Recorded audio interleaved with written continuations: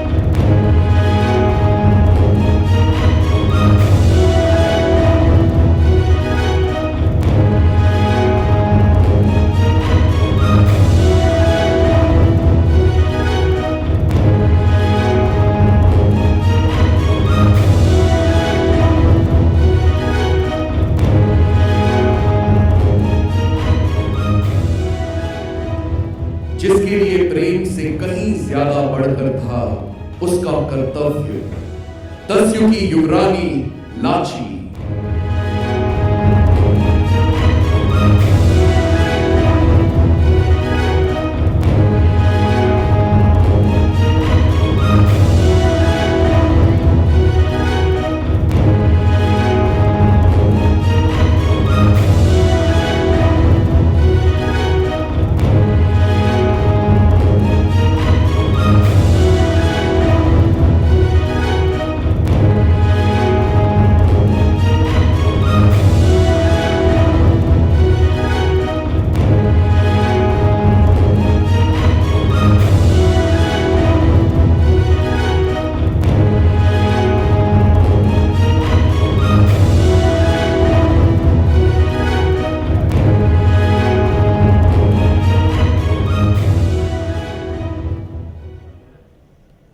एक ऐसा राज्य जो कभी ज्ञान का केंद्र हुआ करता था, मगर जिसके अभिमान ने भारत पर विदेशियों को आक्रमण के लिए ललचाया, तक्षशिला।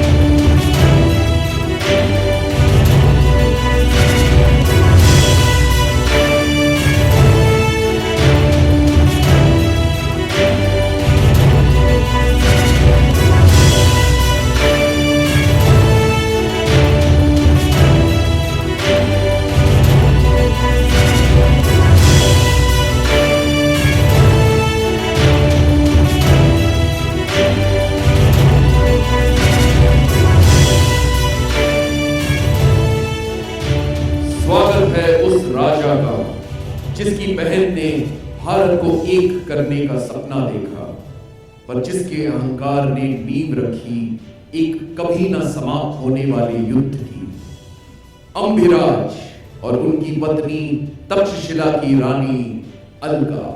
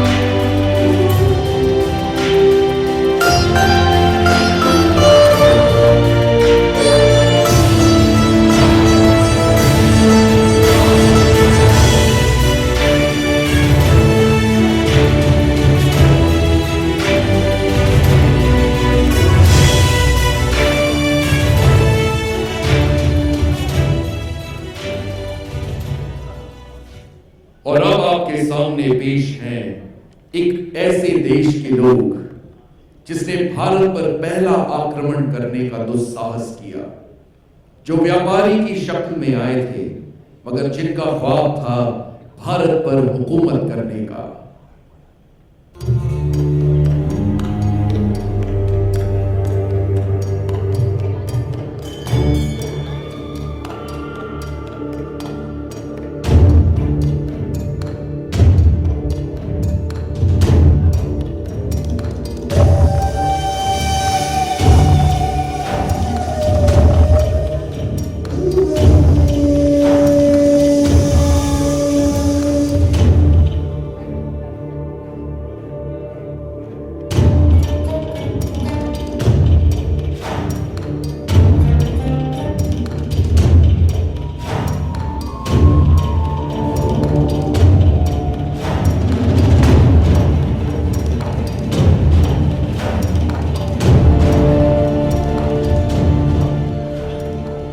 पेश है फारस का मौका परस्त व्यापारी डरायस।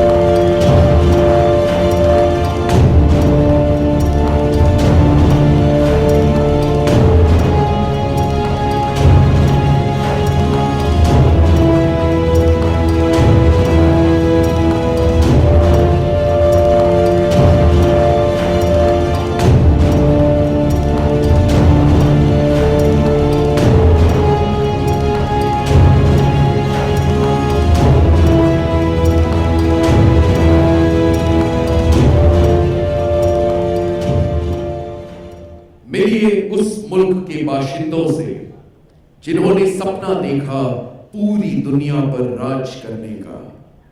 पश्चिम का एक छोटा सा सूबा जिसके ध्वज के तले आ गई थी आधी दुनिया, मैसेडोनिया।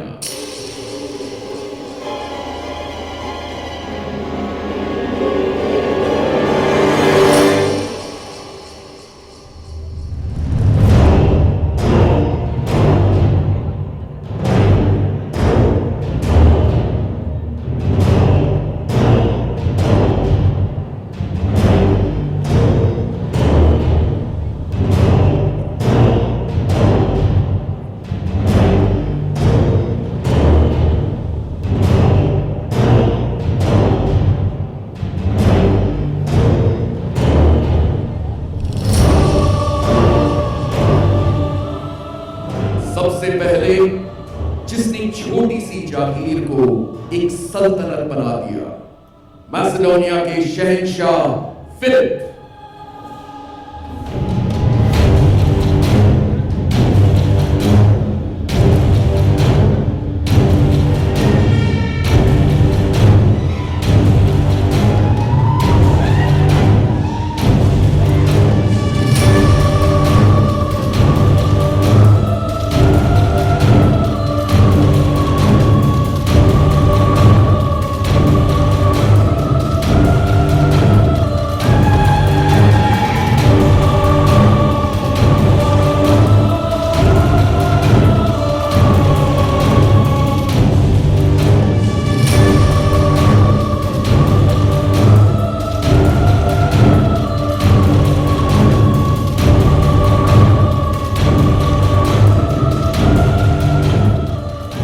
अब वो सामने आ रही है जिसने ज़्यूस से बेटा मांगा, जो ग्रीस की हार की कीमत बनकर मैसेडोनिया आई, मगर जिसने अपनी हार की कीमत दुनिया को जीत कर ली। सिकंदर के मन में दुनिया फतेह करने का बीज बोने वाली ओलंपियास।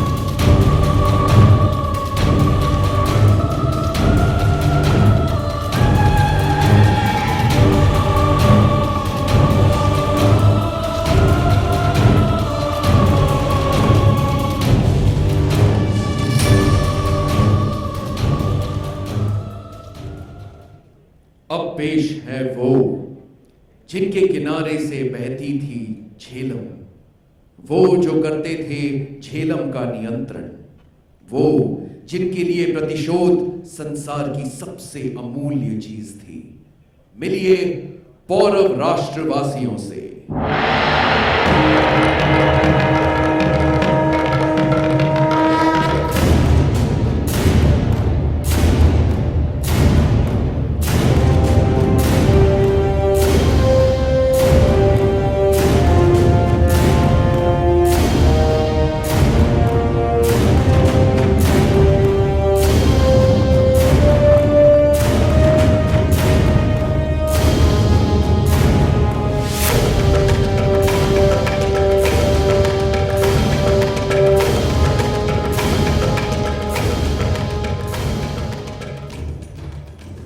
जिसके अपमान के प्रतिशोध से शुरू हुई ये कहानी, अमात्य शिवदत्त।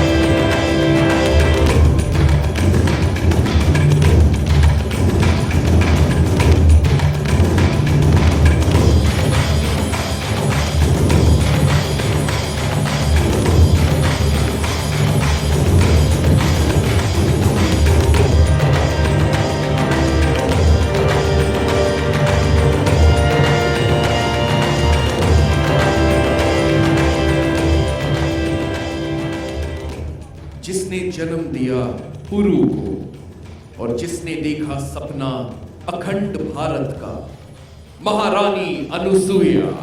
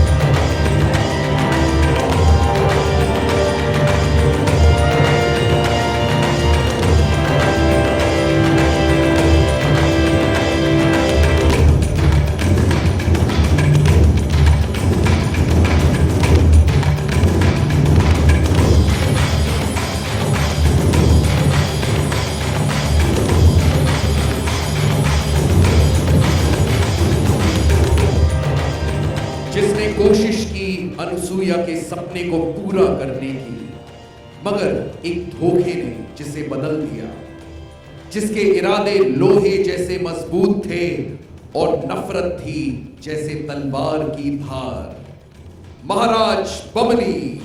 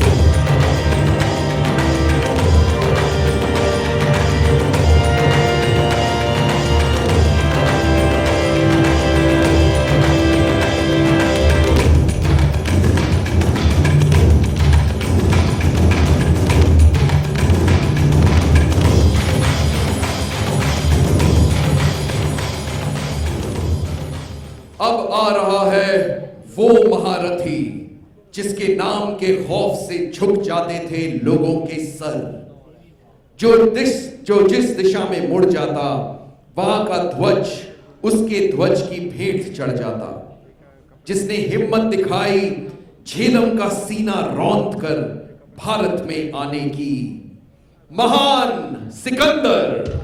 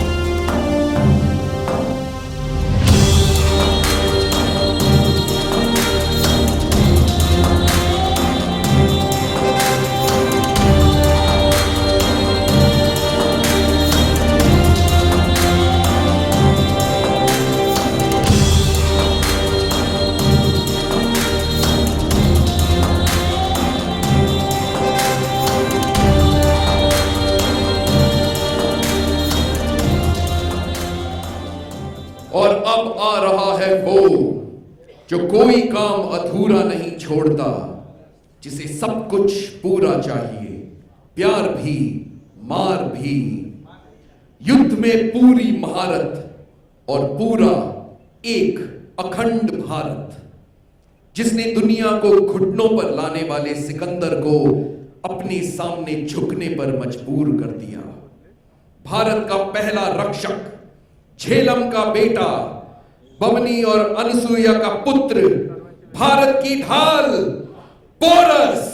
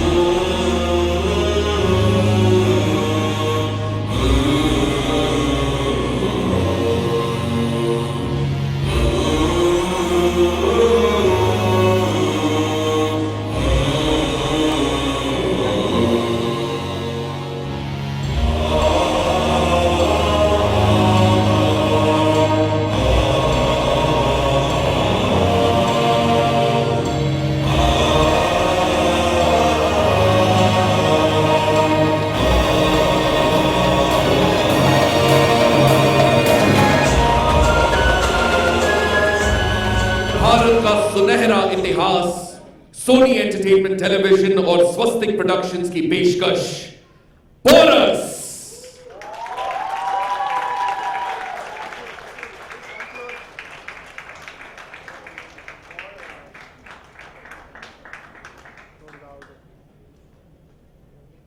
अब यहां इस भाग का शुरुआत करते हैं जिसमें प्रश्नोत्तर होंगे और इन सवालों का जवाब देने के लिए मैं स्टेज पर आमंत्रित हूं। हमने सिर्फ सुना है गोल्डन सोने की चिड़िया भारत। आई थिंक करीब नहीं करके भी 2000 लोग काम कर रहे हैं पोरस पे, और all departments put together around 2000 लोग काम कर रहे हैं। जितनी जो आपको यहाँ पे जितने लोग दिख रहे हैं कॉस्ट्यूम फ्रंट पे, सेट डिज़ाइन फ्रंट पे, बहुत बड़ी टीम है। VFX फ्रंट पे, विजुअलाइजेशन ऑफ जो वर्ड्स हम दिखा रहे हैं, तो करीब जिस तरह के सेट्स हमने बनाए हैं तो काफ़ी सारे लोग हैं। तो बिना इस तरह की टीम के इस तरह का सब्जेक्ट बन ही नहीं सकता। हम चाहें तो कम लोगों में काम कर सकते हैं, पर कम लोगों का काम कम दिखता है। कहाँ पे क्या ये सेट? जी उमरगांव में, यहाँ से 3 घंटे है, गुजरात। लक्ष्य, टाइटल रोल प्ले करना कितना चैलेंज रहा? मेरे लिए बहुत बड़ा चैलेंज था ये। जब मुझे ये रोल ऑफर हुआ, मुझे याद है ये दिन बहुत ही बड़ा दिन था जब मेरा ऑडिशन लिया गया था। पहले तो मुझे ऐसा फील हुआ कि यार ये तेरी बस की बात नहीं भाई, आजा बाहर, बहुत बड़ा शो है, बहुत बड़ी बात है, तू रहने दे, आजा। सो बट जब सुना इसके बारे में, जब सर से बात हुई, एक बारी हमारी मीटिंग हुई, तो बस ऐसा हुआ कि चैलेंज की तरह मैंने ले लिया। Then it was like that, you know, it's you against this. अब तो तू जीतेगा या ये जीतेगा। So I took it as a challenge और आई टुक इट। और सिद्धार्थ जी, किताबें कुछ नाम बता सकते हैं जिससे आपने रेफरेंसेस लिए हों? जी ये हिस्ट्री ऑफ इंडिया है। ऐसे स्पेसिफिकली मैं 10 किताबें में रिसर्चर से आपका नंबर देता हूँ, वो आपको डिटेल्स ऑफ सारी बुक्स आपसे शेयर करेंगे, क्योंकि इतनी सारी डेटा अवेलेबल हैं। स्पेसिफिकली मैं ये नहीं बोल सकता कि इस किताब से, क्योंकि ये जैसे हम कहते हैं कि स्पेसिफिक कोई बुक पे बेस्ड नहीं है। It is not based on a book कि मैं आपको एक बुक का नाम दे दूँ। It's based on a saga of 2 worlds. और डेटा सोर्सेज कुछ बुक्स काफ़ी एंशिएंट हैं। So we have a very long list I believe of the books and references. वो सारे हम आपसे शेयर कर लेंगे। और सिंह साहब, आमतौर पे जो सीरियल्स होती हैं चैनल पर बजट बहुत ही जो कम रखते हैं, यहाँ पे budget the sky is the limit. तो ये क्या सोचा था आपने, क्या कुछ जहन में था आपके? देखिए, आप जब कोई भी एम्बिशियस प्रोजेक्ट करना चाहें, it demands its own investment. वो हमें मालूम था। सब्जेक्ट हमने ऐसा चूज़ किया जो 350 BC में सेट था, वहाँ से शुरुआत होनी थी इसकी। तो उस ईरा को सामने लाने के लिए जो भी ज़रूरत थी वो हमने प्रोवाइड की। और जैसा दानिश ने पहले कहा, हमारे प्रोड्यूसर साहब हमारे साथ रिस्क लेने को तैयार थे, तो इनके सहयोग से और आपस में मिल बांट के हम लोगों ने ये शो क्रिएट किया है। सिद्धार्थ, श्वेता, ABP न्यूज़ से आपने बहुत सारे शोज़ किए हैं और आपका जज्बा और जिस तरह से आप काम करते हैं एक नई लकीर खींचता है। आपने इससे पहले भी जो बहुत काम किए अलग अलग चैनल्स पे, तो पोरस उस लिहाज से आपके पैमाने पे कहाँ खड़ा उतरता है?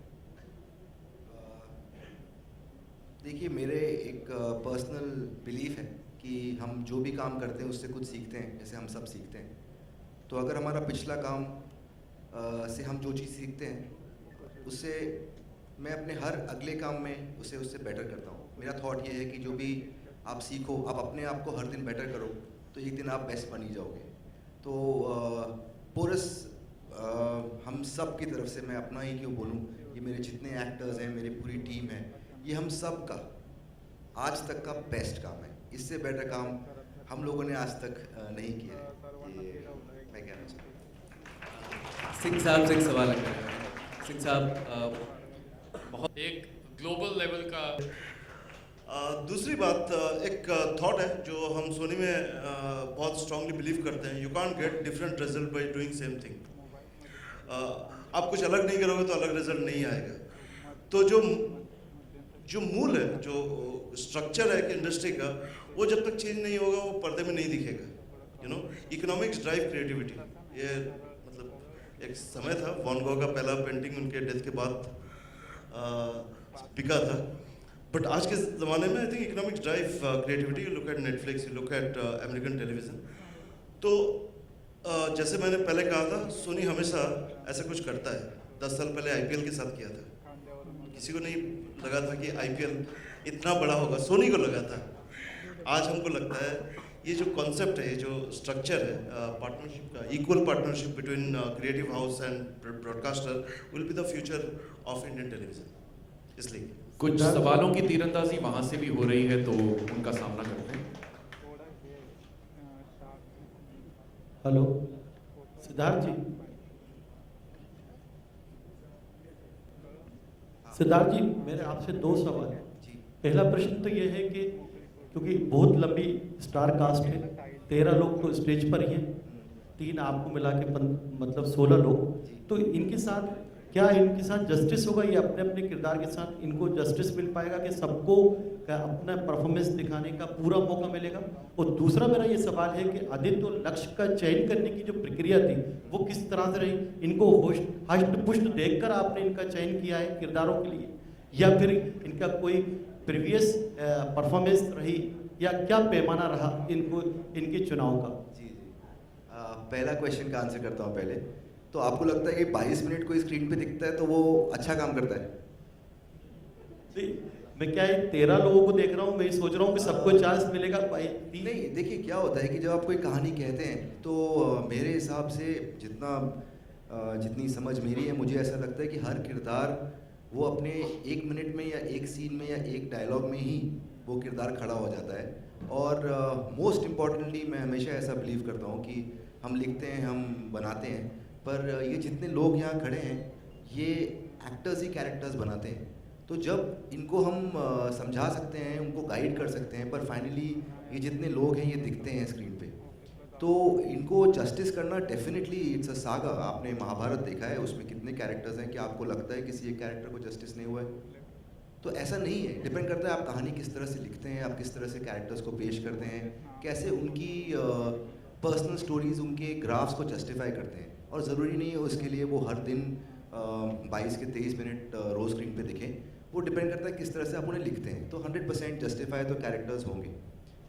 कास्टिंग के बारे में जो आपका दूसरा सवाल था, देखिए कास्टिंग जितने लोग यहाँ खड़े हैं, जितने भी हैं यहाँ पे, आप देख सकते हैं किंग फिलिप, वो रोज़ प्रोस्थेटिक करके अपनी एक आँख, सुबह उसकी एक आँख हम लोग बंद करते हैं, वो आधे टाइम ही इज़ दोपहर तक उसकी आंखों में पानी आ जाता है बिकॉज ऑफ प्रोस्थेटिक्स है, और हम 12 घंटे शूटिंग करते हैं।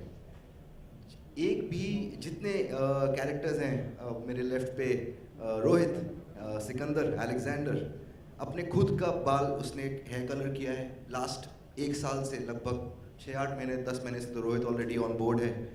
लक्ष्य ऑलरेडी अराउंड 1 साल हो रहा है। जिस तरह ये दिखता था 1 साल पहले, जिस तरह से इसने अपनी फिजिक बनाई है, जितने एक्शन डिक्शन ट्रेनिंग पे गए हैं। फर्स्ट एंड फॉरमोस्ट रति पांडे मेरी फेवरेट, वो was the first casting of this show was Rati, and करीब 1-1.25 साल से वो अपने कैरेक्टर पे काम कर रही है। उसने घुड़सवारी सीखी है, आदित्य ने भी, जितने लोग यहाँ खड़े हैं, आपको एक भी इंसान ऐसा नहीं दिखेगा जिसने ये मेहनत नहीं की कि मैं अपने कैरेक्टर में कैसे घुसूं, कितना टाइम दूं, बिकॉज ये सब्जेक्ट ऐसा नहीं है कि आप कल सुबह उठ के बोले हाँ चलो मैं ड्रेस पहन लेता हूँ और हम लोग एक्टिंग करना स्टार्ट करते हैं, पॉसिबल ही नहीं है। इसके लिए वो एक्टर्स हमने कास्ट किए हैं जो वो टाइम देना चाहते हैं, वो एफर्ट देना चाहते हैं। उतने हम बॉम्बे में शूट नहीं करते, हम बाहर शूट करते हैं जहाँ पे बहुत सारे इश्यूज होते हैं हमारे शूट पे, because it's historical, it's a mammoth subject, it's not a normal daily soap. यहाँ पर तो एक्टर्स जिनमें कमिटमेंट है, जो अपना बेस्ट देना चाहें, उनमें एक पैशन है, एक हंगर है, इन सारे लोगों में है, इन सब ने वो मेहनत की है, तो इसीलिए सारे लोग आपके सामने खड़े हैं। Thank you.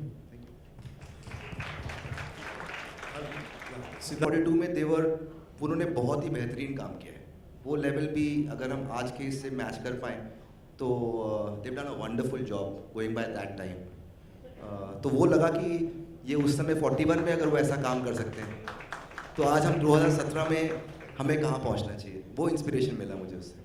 अच्छा सिद्धार्थ, आपने कई पोर्शंस अपनी वैलिड क्वेश्चन, क्योंकि हम दिखा रहे हैं कि उस समय उस वर्ल्ड में नदियाँ इतनी चौड़ी होती थी कि उसके थ्रू से शिप की ट्रेडिंग होती थी, वाटर रूट था, वाटर ट्रांसपोर्ट बहुत इम्पॉर्टेंट पार्ट था उस दुनिया की। तो यहाँ पर जिस तरह का वर्ल्ड एंशिएंट मुझे दिखाना था, तो जहाँ हम खाओसोक लेक पे गए, one of the oldest rain forest in the world, और वो रिवर है, हमने सी में जाके पानी शूट नहीं किया। तो इसीलिए हम थाईलैंड गए ये देखने के लिए कि जो रिवर का फील है कि उस तरह की उस समय नदियाँ इतनी बड़ी होती थी। कोई 350 BC में जो लैंड था, आज जो लैंड का डिस्प्लेसमेंट है वो बिल्कुल ही अलग है। जो आप उस समय जो अभी आप इंडिया में देखिए, अगर आप बिहार की तरफ जाएंगे, पटना की तरफ, तो गंगा की चौड़ाई देखिए, आप सोचिए 350 BC में वो कैसा होगा। अब तो बहुत छोटा हो गया है पहले से। तो सिमिलरली हमें जिस तरह का लुक चाहिए था, उसके लिए थाईलैंड में वो जगहें, वो लोकेशन मुझे बहुत यूनिक लगी, इसीलिए हम वहाँ पे गए। जिस तरह अलग अलग सीरियल्स में महाभारत और रामायण के अंदर पूरे मुकुट वगैरह लगाए जाते हैं, She's done a wonderful job. I think hats off to her. केतकी ने काफ़ी रिसर्च किया। शी टुक मी थ्रू किस तरह के कॉस्ट्यूम्स उस समय अवेलेबल थे, ज्वेलरी किस तरह की थी, फिर हर एक कैरेक्टर के हिसाब से, जिस इंसान की हमने कास्टिंग की उसके हिसाब से उसने हर एक कैरेक्टर का इंडिविजुअल डिज़ाइनिंग किया है। ये तो सिर्फ राजा और रानी और फ्रंट रनर्स हैं, हमने तो हर लेवल पे केतकी ने डिज़ाइन किया है। ऑन सेनापति किस तरह थे, पंडित किस तरह के थे, नॉर्मल कॉमनर्स किस तरह के थे, दास्त कैसे थे, दास्त की दासियाँ कैसी थी, हमने हर वर्ल्ड पे I think the complete credit on the costume and jewellery goes to Ketaki Dalal. She can answer the details of how she went about doing the research on it. दो और सवाल लेना चाहेंगे, वक्त की पाबंदी है। We take 2 more questions. Sorry, I don't know the name. I can't recollect the name of the lady wearing the black robes. Yeah. अच्छा, you are the odd.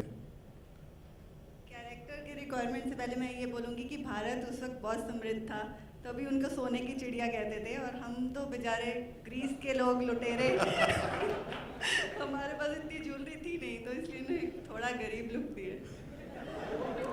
Anyways, Greek आपने देखा होगा कि वहाँ की कॉस्ट्यूम्स कैसी होती हैं। They are generally they wear white clothes and Bharat में जैसे बहुत सोने की चिड़िया था, और वैसे ही बहुत लेविश था भारत, एक रिच बहुत समृद्ध देश था। और ग्रीस के, तभी मैसेडोनिया के लोगों की भारत के अलावा हर किसी के दुनिया में लोगों की नज़र भारत पे ही रहती थी, क्योंकि वहाँ पे रिसोर्सेज थे, हर चीज़ थी। भारत के लोग बाहर नहीं देखते थे, लेकिन पर्शियंस, इजिप्शियंस, मैसेडोनियंस, सब लोगों की नज़र भारत पे रहती थी। फिलिप, ये किस तरीके से मैनेज करने, क्योंकि खुली आंखों को बंद कर काफ़ी देर तक रखना बड़ा मुश्किल काम है।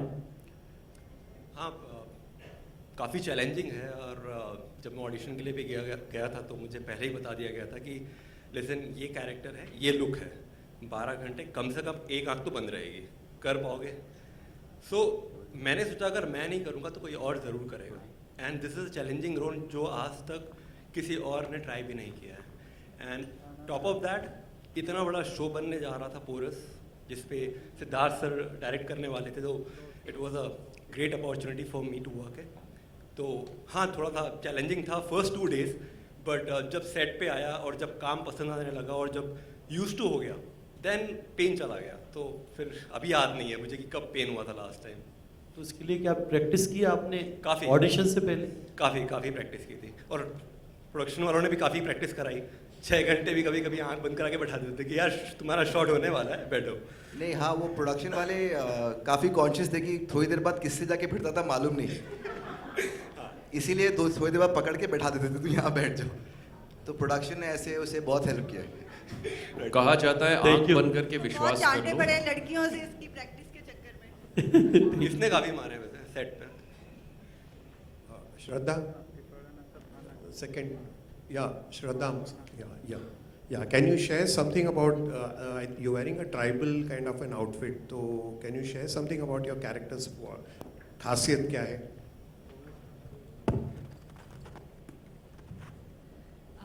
Yes, so this is, we belong to the Dasyu world.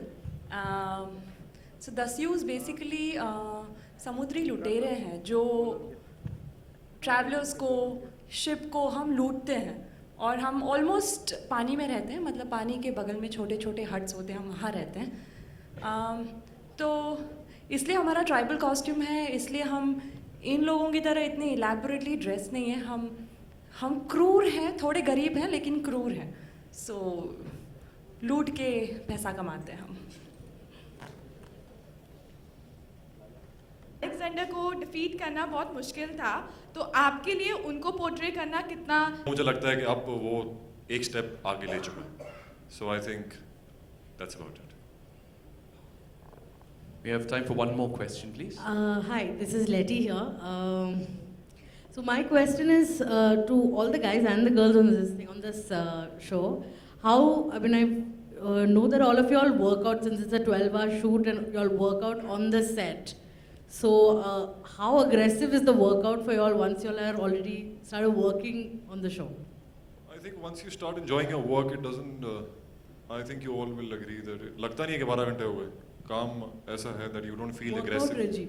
Pardon? Your workout regime on Workout, okay. Sorry, I got you wrong. Workout regime, we all. What do you guys have to say? This guy works on the set. We try our best whenever we get time. If it's an early backup.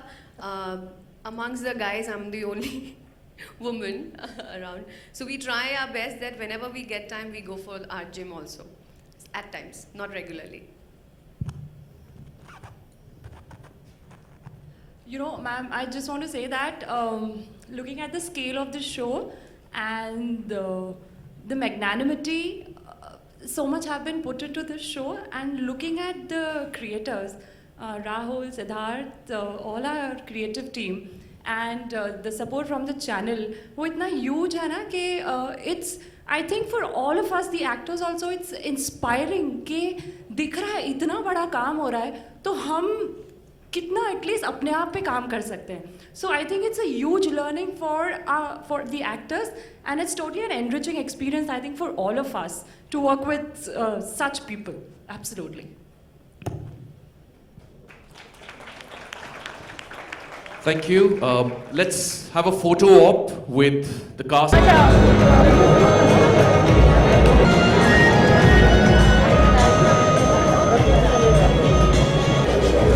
Raja Rani को बुलाओ. सब एक साथ आएंगे. डेढ़ लोग.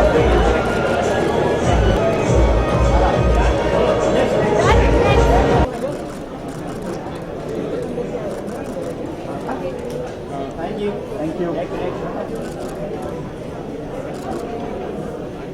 Center look, please. Center look. Center.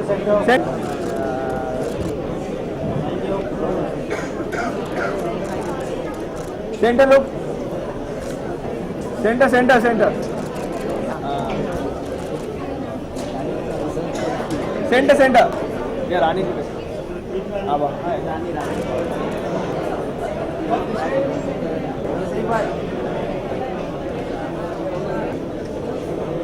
Centre लोग.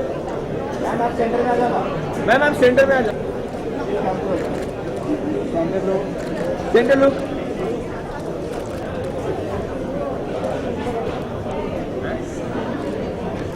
राजा भाई सेंटर लोग.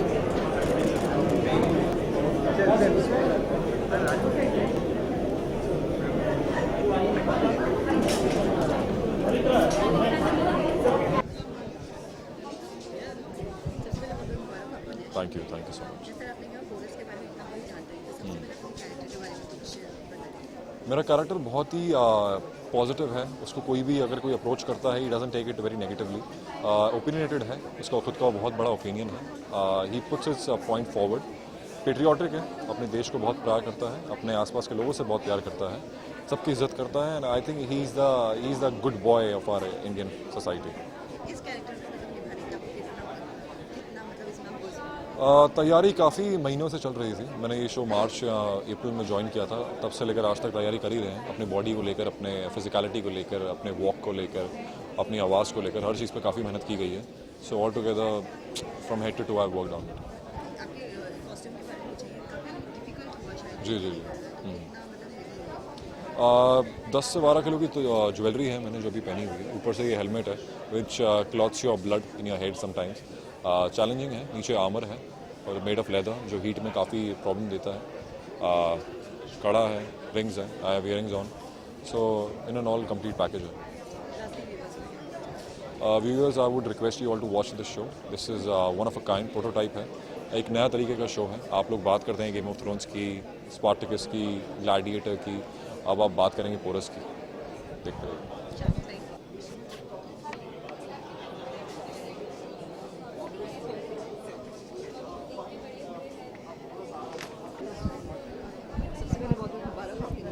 थैंक यू किरदार के बारे में जानना चाहेंगे, कितनी एक्साइटेड और नर्वस है इस किरदार के?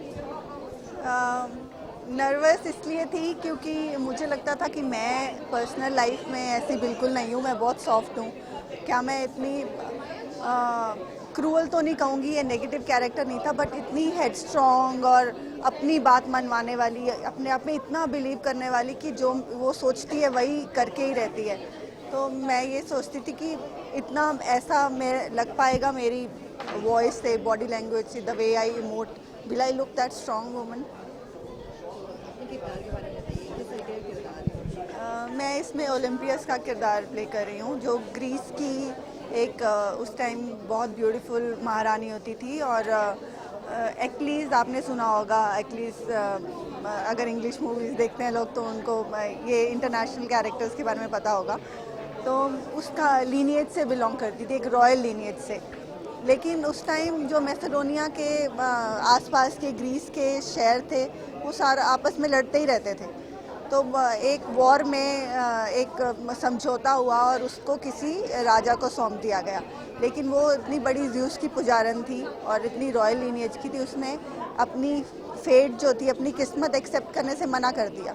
उसने गॉड को बोला कि मुझे, अगर तुमने इससे शादी कर दी है, एटलीस्ट मुझे इसका बच्चा नहीं चाहिए, मुझे आपका औलाद चाहिए, आपकी गॉड को बोलती है। तो that's how Alexander is son of God, जो फिर उसके लिए दुनिया जीत के लाता है।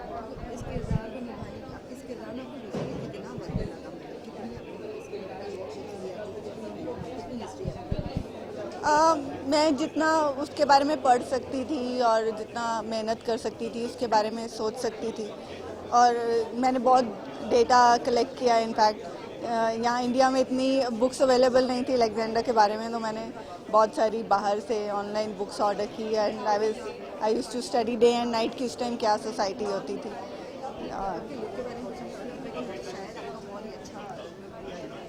या वेरी हैप्पी।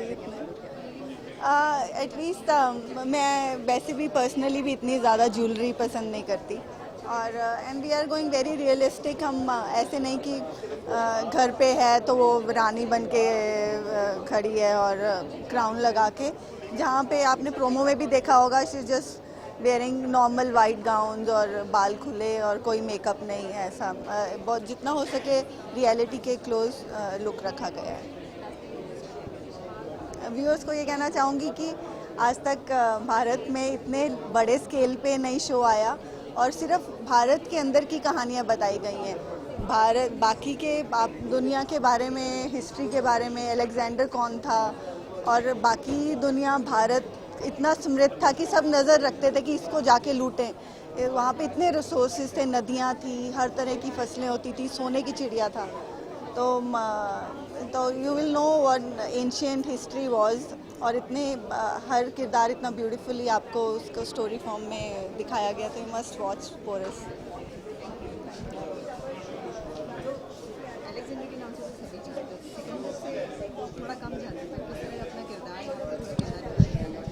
ये ऑपोजिट बात मैं आपके मुँह से सुन रहा हूँ, बिकॉज मोस्टली मैंने देखा कि इंडिया के अंदर लोग सिकंदर के नाम से ज़्यादा जानते हैं, जो बड़े लोग हैं। अभी जब जो नई जनरेशन है वो अलेक्जेंडर से ज़्यादा जानती है, but Sikandar is more famous, the word name Sikandar is more famous than Alexander.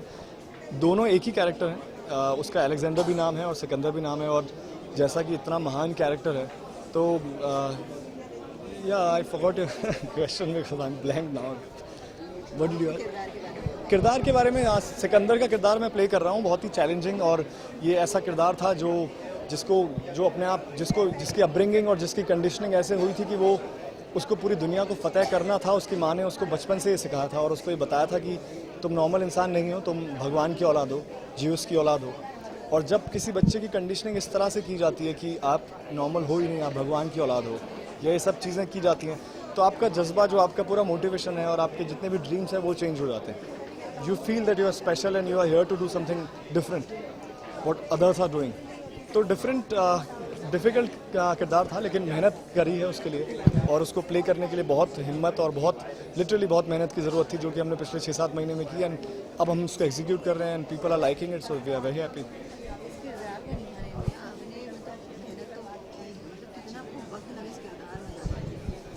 सी वो ऐसा कुछ डिसाइडेड नहीं होता। एज आई सेड कि आप हर दिन after signing, after taking the project, आप हर दिन you start thinking about that character, और जब आप वो सोचते जाते हैं तो हर दिन आप अपने अंदर उस किरदार को भरते जाते हैं, उस कैरेक्टर को भरते जाते हैं। तो फिज़िकली मुझे चेंजेस करने ज़रूरी थे, बॉडी ट्रांसफॉर्मेशन की बहुत ज़रूरत थी। I wanted to get a warrior वाली body where veins are out, like लगना चाहिए कि वो ही वो है। Then I had to colour my hair, I had the option of wearing the wig, but wig पहनने के साथ मेरे साथ ये हो रहा था कि जब मैं विग पहनता था और विग हटाकर अगर मैं घर जाता था, सो कहीं ना कहीं वो कैरेक्टर छूट रहा था। And I wanted to live that character जब तक पहले दिन से मैं स्टार्ट करूँ और तब से ख़त्म हो। तो इसलिए फिर बाल कलर किए, बहुत सारे लुक में चेंजेस किए, बहुत सारी चीज़ें की, एंड अब जाकर सब कुछ ओके है।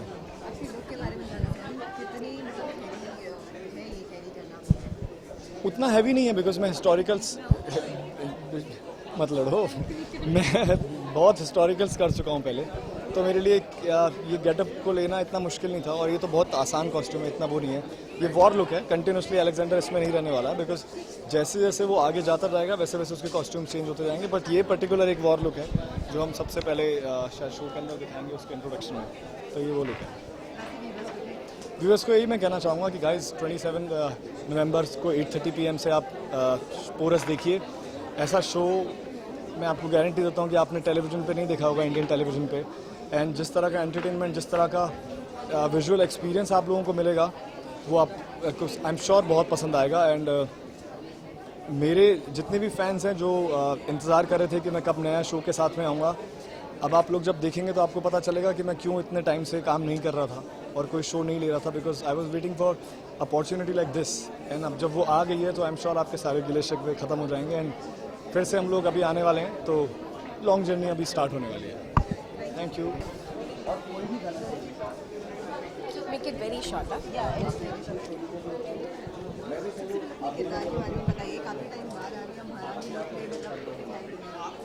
मैं अनसुईया का किरदार प्ले कर रही हूँ पोरस में, जो पोरस की माँ है, और वो एक बहुत ही ब्रेव महारानी है पौरव राष्ट्र की। एंड वो अपने उसकी जितनी भी ट्रेड्स हैं वो आपको पोरस में देखने को मिलेंगे। बहुत सैक्रिफाइसिंग लेडी है and she is an example of women empowerment. बहुत ब्रेव वॉरियर भी है, और जहाँ फीलिंग्स और इमोशंस की बात आती है, अपने इमोशंस को मद्देनज़र रखते हुए बहुत सारे सैक्रिफाइसेस भी करती है। बाकी आपको देखना पड़ेगा शो।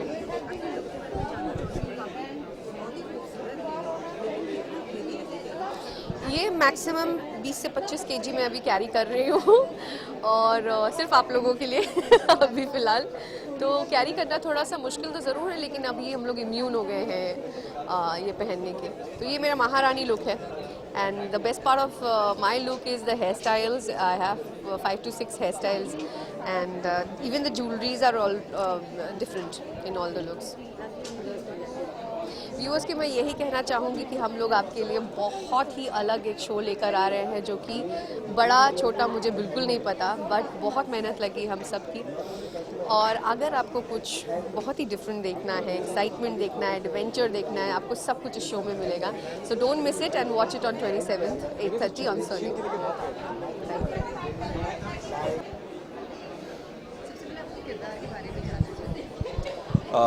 फर्स्ट ऑफ ऑल मेरा नाम सनी घनशानी है, और मैं जो कैरेक्टर प्ले कर रहा हूँ उसका नाम है फिलिप इस शो पोरस में। अगर इस किरदार के बारे में बताऊँ तो इस किरदार में काफ़ी सारी ऐसी चीज़ें हैं जो मैं रियल लाइफ में नहीं करता हूँ, तो ये डेफिनेटली मेरे रियल लाइफ से काफ़ी अपोजिट है। जैसे मैं इस किरदार के बारे में बताऊँ तो काफ़ी एग्रेसिव है, काफ़ी प्राउडी है, काफ़ी अनकाउथ है, और काफ़ी क्रूअल है। तो और लीडरशिप स्किल भी काफ़ी है इसमें, because he is a king. इसने मैसेडोनिया में होते हुए काफ़ी सारे ग्रीस के स्टेट जीते थे, तो इसकी अपनी स्किल्स थी, but these have been the 4 major characteristics of this character Philip. Real life में मैं डेफिनेटली बिल्कुल ऐसा नहीं हूँ, तो it has been a different experience for me to play the character.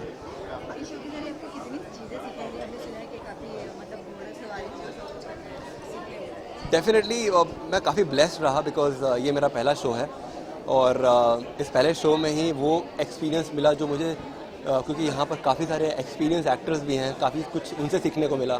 और इस शो में रहते हुए हमें हॉर्स राइडिंग करवाई गई, स्वॉर्ड फाइटिंग करवाई गई, और डिक्शन की क्लासेस हुई, कैरेक्टर्स के आर्ट एंड क्राफ्ट को क्रिएट कैसे किया जाता है उसकी अलग से क्लासेस हुई। तो एट द सेम टाइम हम लोग कुछ सारे के सारे एक्टर्स एक छत के नीचे होते थे जब डिक्शन क्लासेस होती थी। So it has been a great experience having all the coaching for these attributes.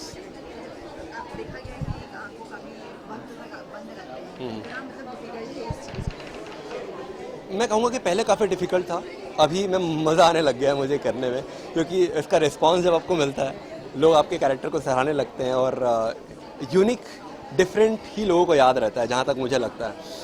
तो पहले 2 दिन हाँ काफ़ी डिफ़िकल्ट हुआ था, बिकॉज आप सेट पे हैं तो कभी आप अपना मार्क भूल जाते हैं, कैमरे का मार्क भूल जाते हैं, कभी कभी इरिटेशंस होती है तो आप डायलॉग्स भूल जाते हैं।